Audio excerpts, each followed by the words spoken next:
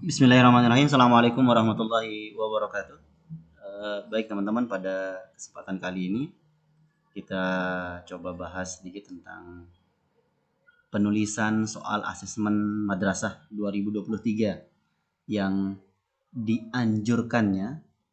disarankannya oleh Kementerian Agama Pusat adalah memiliki beberapa tipe soal. Yang pertama soal pilihan ganda biasa, yang kedua pilihan ganda kompleks, yang ketiga pernyataan benar salah, esai singkat, uraian, penjodohan dan lain sebagainya ya. Namun pada kesempatan kali ini kita akan coba membahas 3 jenis soal saja. Bagaimana cara membuat soal CBT-nya? Jenis yang mana saja itu? Yang pertama adalah soal pilihan ganda biasa, yang kedua pilihan ganda kompleks, dan yang ketiga adalah pernyataan benar salah.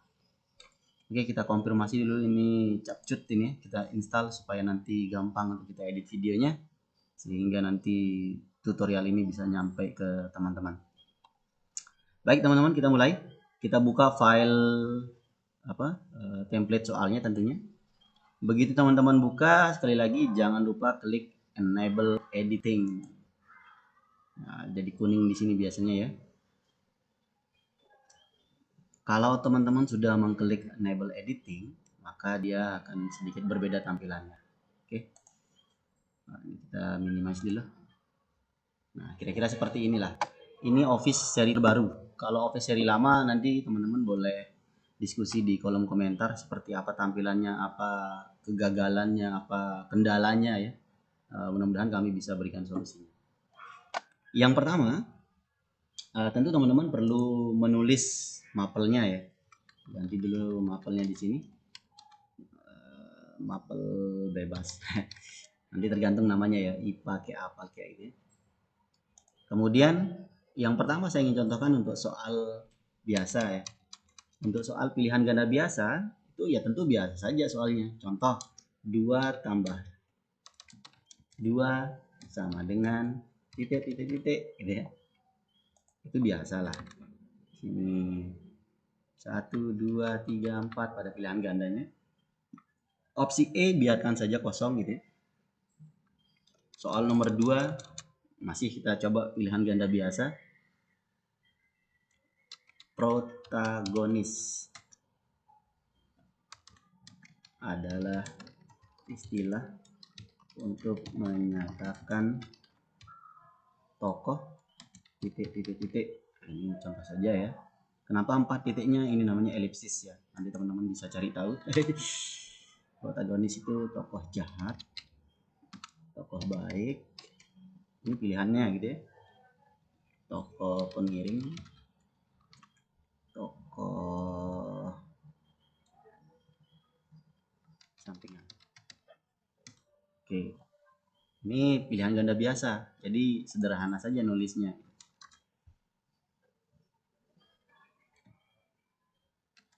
Stomat, aduh saya nggak ngerti stomata apa dalam bahasa IPA ya.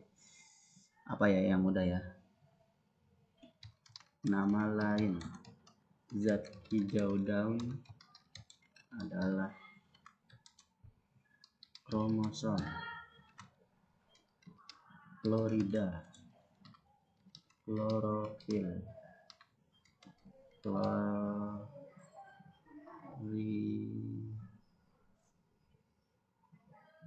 klorin. Nah, contoh ini soal pilihan ganda biasa dan saya tidak perlu jelaskan lebih panjang karena yang ini sudah biasa bagi teman-teman. Yang perlu saya jelaskan agak sedikit panjang adalah pernyataan benar salah dengan pilihan ganda kompleks. Kita hapus dulu. Yang pertama untuk pernyataan benar salah. Untuk pernyataan benar salah teman-teman perlu mengklik tombol tertentu nantinya. Yang pertama, untuk pernyataan benar salah bisa saja teman-teman menuliskannya langsung kepada to the point pernyataannya gitu ya. Semisal di sini saya buatkan instruksinya. Centanglah dengan benar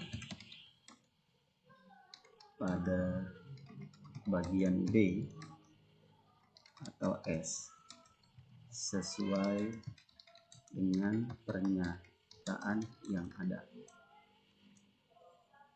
Saya enter, kemudian saya pilih yang ini, yang ada gambar silang ini ya. Saya klik. The macro cannot found or disable. Nah, kalau muncul pemberitahuan begini, teman-teman klik OK. Kemudian kita klik File, Option, kemudian Trust Center Setting, Enable All Macro. Oke. Oke lagi. Kita coba sekali lagi. Nah, kalau dia masih saja seperti ini, maka teman-teman perlu mengaktifkan unblocking istilahnya ya. Unblocking itu jangan diblokir dong file ini oleh Windows teman-teman gitu ya. Nah, caranya tutup dulu file yang ini. Save saja. Kemudian buka di mana filenya berada di. Karena ini hasil downloadan, dia ada di download ya. Ini dia. Teman-teman klik kanan. Atau teman-teman pindahkan dulu, terserah ya. Kemana saja. Klik kanan filenya. Pilih properties. Kemudian unblock ini dicentang. Pada bagian general ada tulisan unblock di sini dicentang, kemudian apply. Oke. Setelah itu dibuka lagi.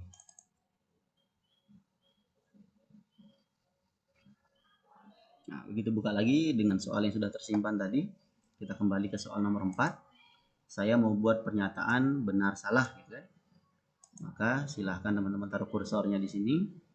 Kemudian kita klik yang gambar silang ini, di sini ada tulisan benar salah. Kita klik.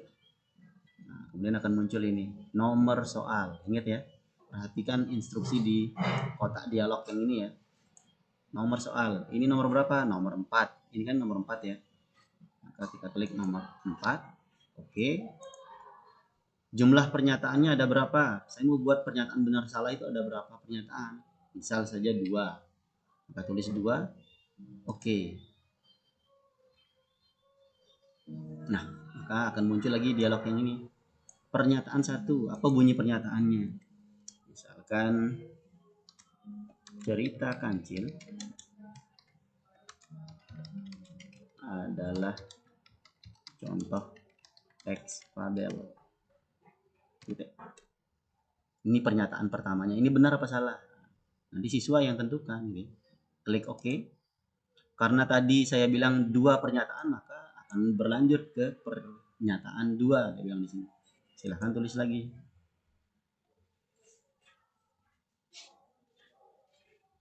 Bahasa Indonesia berasal dari Melayu. Titik. Oke, ini pernyataan keduanya ya. Kita oke. Karena tadi yang saya bilang soal nomor 4 ada 2 pernyataan, maka di sini ada 2 pernyataan. Yang ini tidak perlu diapa-apakan, tidak perlu diganti ya, biarin saja. Yang jelas sudah kita nulis tadi. Kalau ada yang mau diedit, silahkan diedit di sini. Ini boleh diganti lagi nih, silahkan saja diganti kalau mau diganti. Ya. Ini contoh benar salah, pernyataan benar salah yang langsung to the point. Jika saya ingin membuat pernyataan benar salah, misalnya, kita contohkan di sini fabel. Kita klik.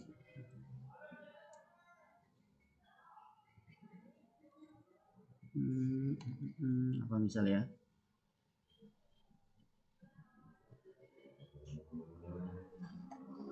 Ini contoh saja loh ya, kita cari gambar aja dah yang bahasanya ada stimulus. Ini ada gambar plus cerita, copy image, kita copy, kita paste di sini, klik kanan, paste. Ini dia ceritanya. Ini kita sebut dengan soal yang memiliki stimulus ya. Soal yang memiliki stimulus, ada cerita terlebih dahulu, ada gambar gitu ya. terlebih dahulu. Anggap saja ini cerita ya yang ditulis. Kemudian saya tulis permintaan atau pertanyaan atau perintah yang harus dikerjakan oleh siswa. Gitu.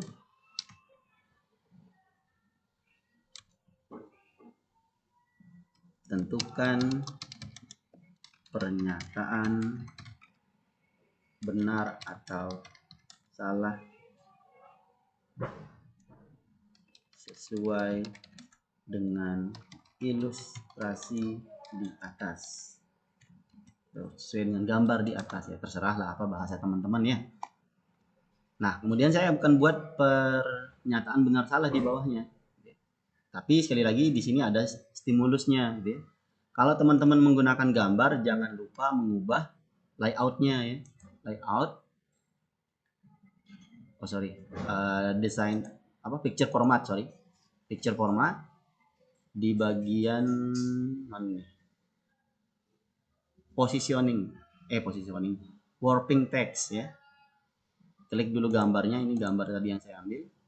Di bagian picture format, warping text, kemudian pilih inline text ya. Nah, kalau sudah pilih inline text ya biarkan saja. Kita lanjut ke soal poin soalnya. Tentukan pernyataan benar atau salah sesuai dengan ilustrasi di atas. Misalkan saya mau buat pernyataan benar salah di sini. Saya klik lagi gambar silang ini ya. Kemudian ini soal nomor berapa? Tentu ini nomor 5 ya, karena di bawahnya nomor 6. Ini 5, klik OK. Jumlah pernyataannya ada berapa? 3, misal saja ya, 3. Oke. Kemudian dia akan membuat kolom 3 di sini, dan di sini muncul kotak dialog untuk pernyataan pertama. Gitu ya. Misalnya saja saya karang di sini WA, oke, WS, oke, DE, oke. Kenapa saya ngarang? Karena nanti saya mau edit. Boleh enggak? Boleh, silahkan saja. Ini saya edit lagi pernyataannya. Kancil dan singa adalah tokoh pada cerita di atas.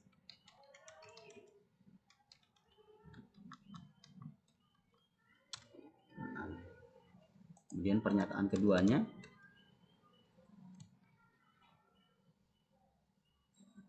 Amanat cerita di atas adalah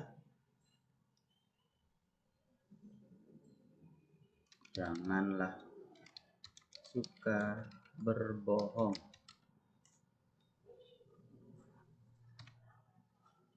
Misal ini ya, ini pernyataannya menurut siswa benar apa salah nih? Nanti mereka akan menyesuaikannya dengan cerita di atas gitu ya.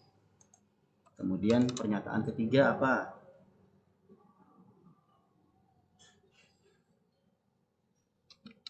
Jerapah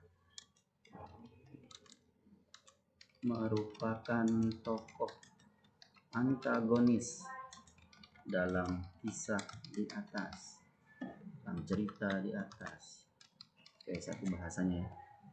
Silakan. Jadi teman-teman bisa mengedit ini belakangan. Ya.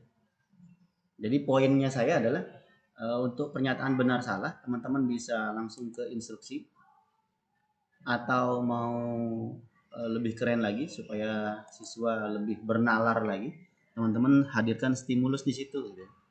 Ini stimulusnya, ini bacaannya, atau ini sebuah gambar petunjuknya, kemudian minta mereka menentukan benar salah.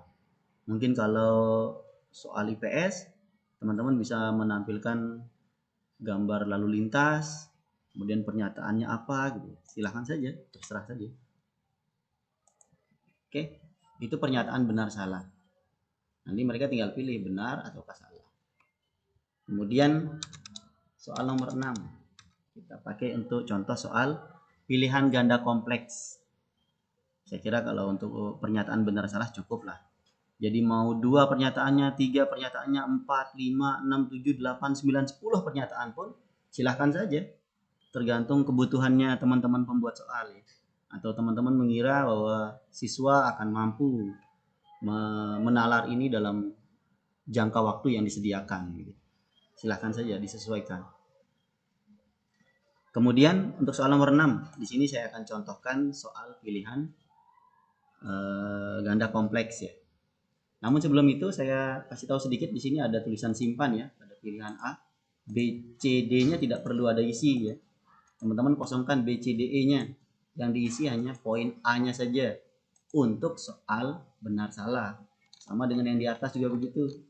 B, C, D, E-nya kosong. Yang diisi hanya bagian A dengan kata simpan.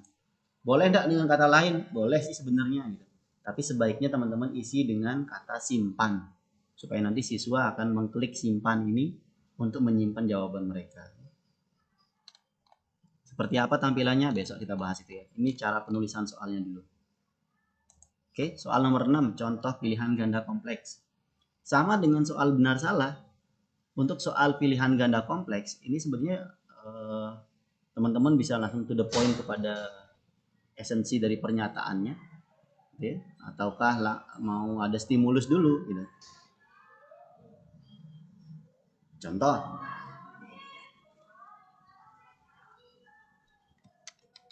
pernyataan berikut yang benar adalah, pernyataan berikut yang benar adalah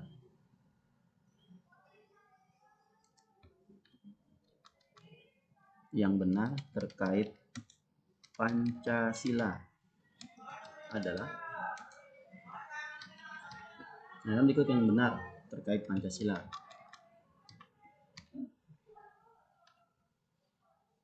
Enter, kemudian saya pilih gambar centang ini, checklist. Artinya siswa pada pilihan ganda kompleks itu, siswa bisa memilih beberapa jawaban yang menurut mereka benar gitu ya. Kalau disediakan 10 jawaban, yang benar adalah 5, silakan. Disediakan jawaban 5, yang benar cuma 2, silakan. Ya, bebas gitu ya. Berapa pernyataan yang kira-kira. Contohnya seperti ini. Pernyataan berikut yang benar terkait Pancasila adalah apa? Teman-teman kemudian untuk membuat jenis soal pilihan ganda kompleks, teman-teman klik yang ini, yang checklist. Soal nomor berapa ini? Soal nomor 6. Sesuai dengan template-nya ya. Klik OK. Jumlah pernyataannya berapa? 5. Misal saya membuat 5. Oke. Yang nantinya siswa akan mencentang hanya 2 yang benar gitu ya. Atau hanya 1 yang benar, ya terserah pembuat soal berapa yang mau ditampilkan benar di situ gitu ya. Contoh, Pancasila terdiri atas 5 poin utama. Misal aja ini ya, anggaplah ini benar gitu ya. Oke, pernyataan kedua, saya buat yang salah. Bintang adalah lambang sila ke-3.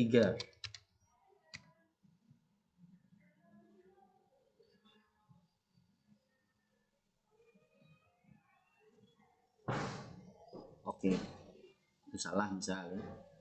Kemudian padi kapas adalah lambang sila ke-1. Oke, anggaplah itu salah juga gitu ya. Pernyataan keempat,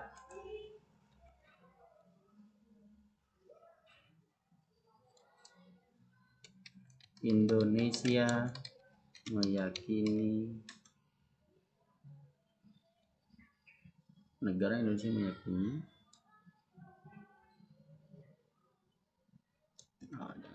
apa misalkan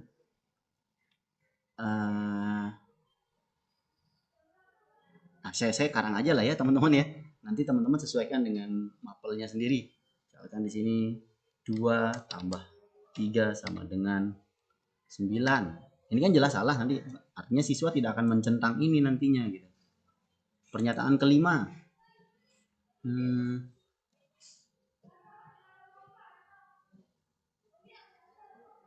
Apalagi nih, aduh saya bingung nih. Klorofil adalah matahari. Ini pakai pernyataan IPA ini nggak nyambung sih sebenarnya ya, tapi ini contoh cara pembuatannya saja ya. Kalau kualitas soalnya saya tidak bahas di sini gitu ya. Nanti ada pembahasan sendirilah itu dengan waka kurikulum atau yang lainnya. Matahari adalah tata surya terkecil. Ini contoh saja, misal ini salah gitu ya. Jadi ada 5 pernyataan ini ya, 5-5-nya. Dan hanya satu yang benar, misal sekali lagi. Dari 5 yang dia hanya satu yang akan dicentang oleh siswa. Ya, karena perintahnya adalah pernyataan berikut yang benar terkait Pancasila. Yang mana yang benar? Cuma sekek gitu. Yang 4-nya salah semua, berarti nanti dia akan mencentang cuma satu aja. Ya. Kemudian di poin A-nya tulis simpan, B, C, D-nya kosongkan. Atau yang lain nih, saya maunya yang di checklistnya lebih banyak, ya silahkan gitu. Teman-teman buat saja pernyataan-pernyataan yang bisa di checklist atau dicentang oleh siswa. Kalau ini tadi di nomor 6 ini langsung to the point kepada pernyataan gitu ya. Kalau teman-teman mau hadirkan stimulus lagi, ada gambar ini deh, salah aja ya, image kita paste di sini. Anggap saja ini stimulus sekali lagi, bisa gambar, bisa yang lainnya ya. Jangan lupa diklik gambarnya, picture format, lihat di warping text-nya, pastikan inline text. Ya. Kemudian klik N di End ya di keyboardnya teman-teman, enter supaya ada tempat nulis soal tentunya ya. Enter sekali lagi. Ini gambar, di sini tempat nulis poin soalnya. Ya. Teman-teman bisa tulis pernyataan berikut yang tidak sesuai dengan gambar di atas adalah 2, 3, 4. Enter. Ini pernyataan yang tidak sesuai, ingat kan beda permintaan nih gitu. Kemudian kita klik gambar centang ini, checklist ini. Nomor soal nomor berapa nih? Nomor 7. Oke. Pernyataannya ada berapa? Ada 3. Jumlah pernyataan, perhatikan nih permintaannya di sini. Oke. Pernyataan 1 saya ngarang dulu, R. Pernyataan 2, E. Pernyataan 3, W. Ini ada 3 pernyataannya, 1, 2, 3. Ini bisa diedit belakangan, silahkan teman-teman bisa edit ini. Buang dulu R-nya, kemudian tulis zebra adalah hewan mamalia. Ya. Kalau ini benar kan akan dicentang oleh siswa. Ya, tidak akan dicentang gitu ya. Kenapa tidak dicentang? Jika zebra adalah hewan mamalia, ini tidak akan dicentang oleh siswa. Kenapa? Karena sekali lagi yang diminta adalah yang tidak sesuai. Ya. Singa adalah hewan herbivora. Nah, ini nanti akan dicentang oleh siswa yang ini, pernyataan yang kedua ini. Kenapa? Karena ini tidak sesuai. Sekali lagi perhatikan perintahnya. Pernyataan ketiga, gajah memiliki belalai. Jadi ada 3 pernyataan. Dari 3 pernyataan ini hanya satu yang akan dicentang oleh siswa, yaitu singa adalah hewan herbivora. Kan ini salah? Iya salah. Tapi ini akan dicentang oleh siswa. Kenapa? Karena permintaan dari soalnya adalah pernyataan berikut yang tidak sesuai. Jadi yang salah yang diminta, inilah yang salah. Maka ini yang akan dicentang oleh siswa nantinya. Jadi di sini soal-soal yang diminta oleh Kementerian Agama Pusat itu adalah soal yang membuat siswa bernalar dengan pertanyaan-pertanyaan yang ada. Jadi mereka tidak hanya menguji hafalannya saja. Mereka harus lebih memperhatikan soal-soal yang ada. Tidak hanya sekedar mengingat, oh A, ini B, ini C, ini D jawabannya. Kemudian pada poin A jangan lupa tulis kata simpan. Poin B, C, D, E dikosongkan. Kalau itu soal pilihan ganda kompleks. Begitu seterusnya teman-teman ya. Kalau mau tulis soal pilihan ganda kompleks lagi silahkan lagi. Mau ada stimulus atau tidak ya terserah teman-teman saja. Untuk soal Quran hadis misalkan, pernyataan berikut yang sesuai berdasarkan ilmu Quran hadis adalah, atau ilmu akidah adalah, satu, iman itu, rukun iman ada 9 misal ya. Nah, itu kan tidak sesuai, tidak akan dicentang nanti. Dan seterusnya. Oke teman-teman, saya kira itu ya. Khusus sekali lagi saya tambahkan satu. Untuk soal nomor 8 misal ya. Untuk soal nomor 8, jika teman-teman membuat soal matematika. Nah, untuk matematika teman-teman yang ingin menulis menggunakan apa? Equation ya. Equation ini ya. Jadi siapa tahu ada guru yang suka membuat soal tentang equation, itu dibolehkan juga, silahkan. Jadi teman-teman cara penulisannya adalah teman-teman klik insert, kemudian pilih equation, silahkan disesuaikan mau equation seperti apa gitu ya. 5 kuadrat, aduh kuadratnya mana nih.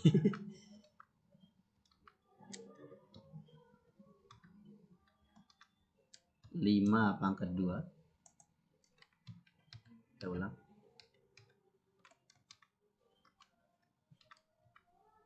5 pangkat 2 ditambah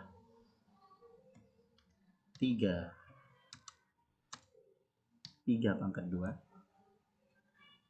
sama dengan berapa gitu ya. Ini equationnya misalnya. Nah, kalau teman-teman menulis yang begini langsung di dalam soal template CBT, dia nanti tidak akan bisa terbaca oleh siswa. Jadi cara penulisannya, teman-teman blok dulu, hapus dulu, pilih insert, kemudian pilih text box ini ya, text box, cari text box, draw text box. Nah, di dalam text box inilah teman-teman menulis rumus matematikanya. Contoh di sini, nih misal, anggaplah ini sudah benar gitu. Kemudian, dan keliling taman, dan seterusnya, apalah bunyi kalimatnya. Ada lagi equationnya, silahkan, boleh-boleh saja gitu ya. Begitu seterusnya lagi, insert lagi, ada ke equation lagi gitu ya, yang akan dilakukan oleh, ada equation lagi, saking banyaknya equation misal ya. Oke, cukup lah misalnya, kita kecilkan sedikit text boxnya.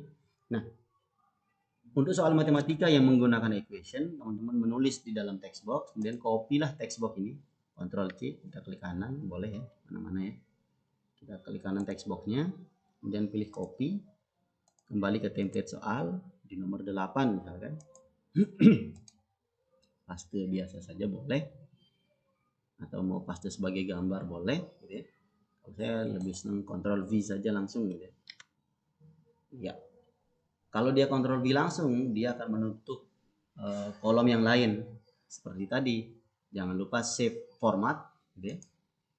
Kemudian warping text, pilih inline text ya, supaya text box ini masuk ke dalam kolom soalnya. Klik di bagian terakhir atau klik N pada keyboard, kemudian klik enter. Nanti akan kosong di bawahnya, silahkan tulis soalnya. Hasil perkalian dari apa kayak bunyinya gitu, silahkan tulis hasil jawabannya di sini. Kalau dia pilihan ganda biasa, 25, 95, 105, 120, E nya kosongkan karena ini MTS ya. Kalau MA tentu boleh. Jadi kalau teman-teman mau menulis menggunakan equation, tulislah di dalam text box, atau mau buat text boxnya di sini langsung bisa. Silahkan insert, ada text box nggak sini? Oh nggak ada nih, tapi harus buat di Excel yang lain, di Word yang lain ya. Oke, saya kira itu teman-teman ya. Mudah-mudahan bisa dipahami.